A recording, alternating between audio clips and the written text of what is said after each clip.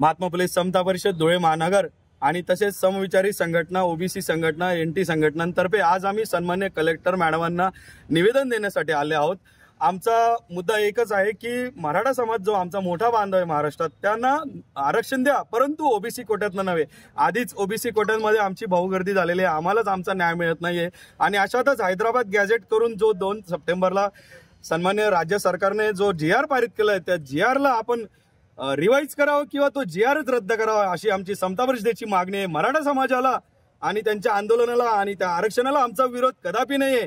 आरक्षण घ्या, जरंगे साहेब आरक्षण घ्या, आम्ही जाणतो तुमचे प्रयत्न, परंतु आमच्यातनं नव्हे।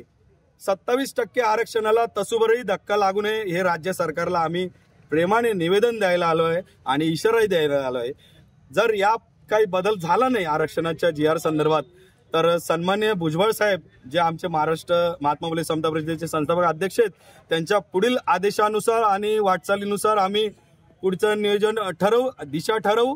तर सर्व सन्मान्य ओबीसी बांधवांना, एनटी बांधवांना एकच विनंती आहे, आपण सर्व एकच आहोत, एकच पर्व ओबीसी सर्व आपल्या समाजाच्या ओबीसी आरक्षणाच्या हितासाठी सर्वजण पक्ष, जाती, भेद, गट तट सोडून एकत्र या।